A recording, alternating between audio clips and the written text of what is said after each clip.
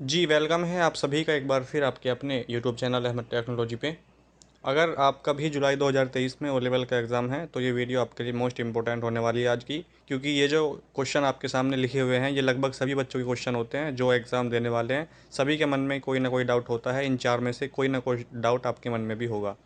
ठीक है, तो पहला तो डाउट यही है आपका कि क्या एग्ज़ाम में ट्रू फॉल्स के क्वेश्चन भी आएंगे। जो एग्ज़ाम आपका ओ लेवल का होने वाला है 2023 में जुलाई में, 8 जुलाई से आपके एग्ज़ाम स्टार्ट हैं, तो क्या उसमें ट्रू फॉल्स के क्वेश्चन भी आएंगे? तो इसका जवाब है मेरे हिसाब से तो नहीं, क्योंकि आपके एग्ज़ाम में ट्रू फॉल्स के क्वेश्चन इसलिए नहीं आएंगे क्योंकि जुलाई 2022 में और जनवरी 2023 में न्यू एग्ज़ाम पैटर्न के अकॉर्डिंग आपके एग्ज़ाम हुए हैं, 2 बार हो चुके हैं, जिसमें 100 MCQ नेलेट पूछता है।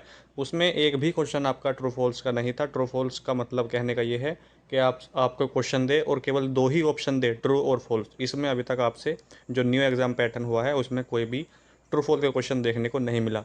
उम्मीद यही थी जब आपका जुलाई 2022 में पहली बार एग्ज़ाम हुआ है न्यू एग्ज़ाम पैटर्न के अकॉर्डिंग, तो उम्मीद यही थी कि ट्रू फॉल्स के क्वेश्चन भी आपके एग्ज़ाम में आएंगे 20 से 25, जैसे ट्रिपल से एग्ज़ाम में आते हैं, तो हो सकता है वो लेवल में भी आए।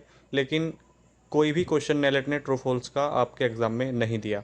इस तरीके से जनवरी 2023 में फिर एग्ज़ाम हुए, उसमें भी कोई भी ट्रू फॉल्स का क्वेश्चन देखने को नहीं मिला। तो इससे बात ये साफ़ हो जाती है कि इस बार भी आपका जो एग्ज़ाम होने वाला है जुलाई 2023 में, उसमें भी कोई क्वेश्चन ट्रू फॉल्स का नहीं पूछा जाएगा। पहले आपके एग्ज़ाम में ट्रू फॉल्स के क्वेश्चन आते थे, 10 ट्रू फॉल्स आते थे, 10 MCQ आते थे, 10 फिल इन द ब्लैंक्स और 10 आपके मैचिंग आते थे। लेकिन इस बार जो आपका एग्ज़ाम पैटर्न चेंज हो गया है, 100 MCQ आपके एग्ज़ाम में आते हैं, इसमें ट्रू फॉल्स नहीं आते। सेकंड क्वेश्चन है नेगेटिव मार्किंग कितनी होगी। बच्चों के मन में है कि क्या ओ लेवल में नेगेटिव मार्किंग होती है या नहीं।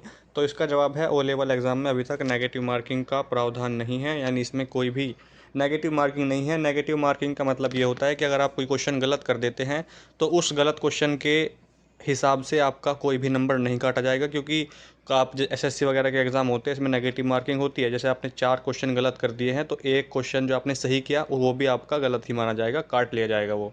तो इस तरीके से इसमें ओ लेवल में अभी तक कोई भी नेगेटिव मार्किंग का प्रावधान नहीं है। आगे हो सकता है, ये हम कह नहीं सकते। ठीक है, उसके बाद है आपके मन में सवाल तीसरा कि पासिंग मार्क्स कितने हैं। इसको लेके सबसे बड़ा कन्फ्यूज़न बच्चों के मन में रहता है कि पासिंग मार्क्स कितने हैं ओ लेवल एग्ज़ाम में।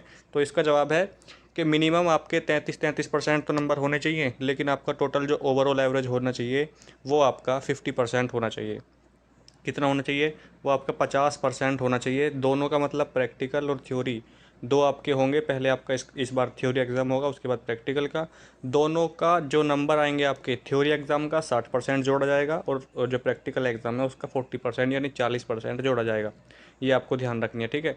जो आपका थ्योरी एग्ज़ाम है उसका 60% और जो प्रैक्टिकल है उसका 40%।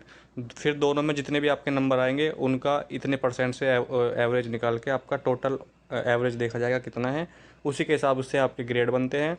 और अगर आपका 50 से कम बैठ रहा है तो आपका F ग्रेड दिखाया जाएगा। एक नंबर भी अगर कम होगा तो भी आपको फेल कर दिया जाएगा। इसमें पास होने की कोई भी इस तरीके से गुंजाइश नहीं होती है, ये आपको ध्यान में रखना है। इसीलिए एक भी क्वेश्चन आपको जल्दबाजी में नहीं करना, कोई भी क्वेश्चन छोड़ के नहीं आना। नेगेटिव मार्किंग है नहीं, तो गलत भी अगर आपसे कोई क्वेश्चन हो जाता है तो उसका आपसे कोई भी नंबर नहीं काटा जाएगा जो आपने सही किया है।